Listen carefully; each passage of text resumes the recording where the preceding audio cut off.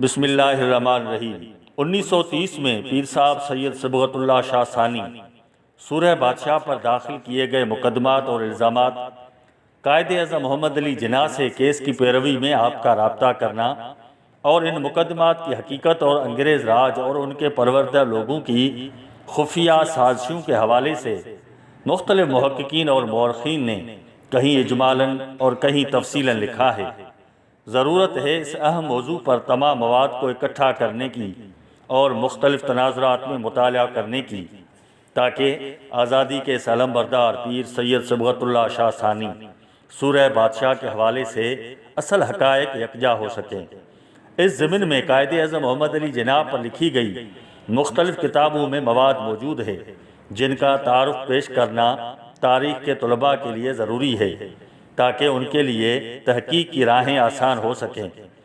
سب سے پہلے مشہور امریکی مورخ، قلمکار اور برِ صغیر کے سیاسی و سماجی حالات کا گہرا مطالعہ رکھنے والے پروفیسر ڈاکٹر اسٹینلے والپٹ کا ذکر کرتے ہیں۔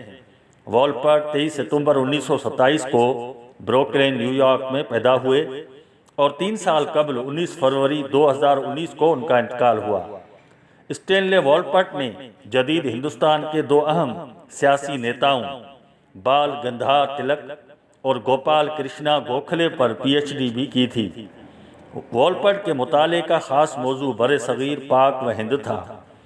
والپٹ نے برِ صغیر کی سیاسیات، شخصیات، تاریخ، تہذیب و ثقافت سے لے کر گاندھی، نہرو، قائد اعظم اور بھٹو پر کتابیں لکھیں۔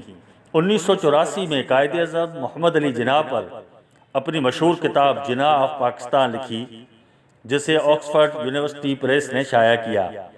والپٹ کی اس کتاب جناح آف پاکستان کا اردو میں بھی ترجمہ ہو چکا ہے۔ قائد اعظم کی سوانح حیات پر اس کتاب کو مستند کتاب مانا جاتا ہے۔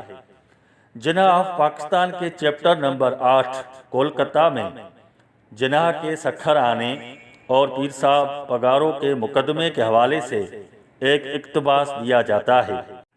اسٹینلے والپٹ لکھتے ہیں، پیر پگارا کو کسی شخص کو مبینات اور حبس بیجا میں رکھنے اور ہتھیاروں کی ایک بڑی تعداد غیر قانونی طور پر اپنی تحویل میں رکھنے پر سکھر جیل میں قید کر دیا گیا تھا۔ ان کا مقدمہ سکھر ضلع میں ایک خصوصی مجسٹریٹ کی عدالت میں پیش ہوا۔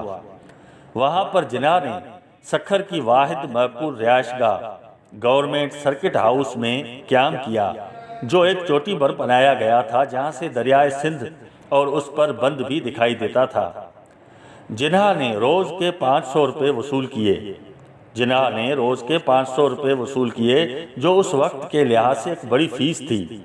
اگرچہ مجسٹریٹ نے پیر پگارا کو سزا سنا دی، مگر جناح نے 2 سال بعد درخواست دائر کی اور اپنے موکل کی سزا میں تخفیف کرا لی۔ جناح جب سندھ میں تھے تو 2 اہم باتیں ہوئیں۔ ان کی ملاقات نوجوان کھوہڑوں سے ہوئی جو اس وقت پیر پگاروں کے لیے کام کر رہے تھے اور جن کی قسمت میں آزاد پاکستان کے سندھ کا وزیر اعلیٰ بننا تھا۔ دوسری ملاقات میاں سر حاجی ہارون سے ہوئی جو قریبی خیرپور ریاست کے حکمران اور جناح کی آزاد جماعت کے اسمبلی کے ساتھی تھے، اور جنہوں نے جناح کے اعزاز میں خیرپور کے آراستہ و پیراستہ گھر میں ایک ضیافت کا اہتمام کیا، جس میں جناح نے بہت ہی فیشنیبل سندھی لباس، کالی شیروانی، چوڑی دار پاجامہ اور پمپ جوتوں میں شرکت کی۔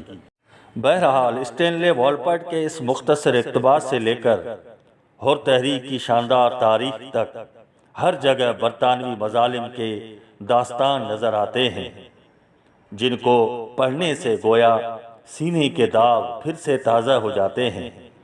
گاہے گاہے باز خواں این قصہ پاری نرا، تازہ خواہی داشتن گر داغ ہائے سینہ را۔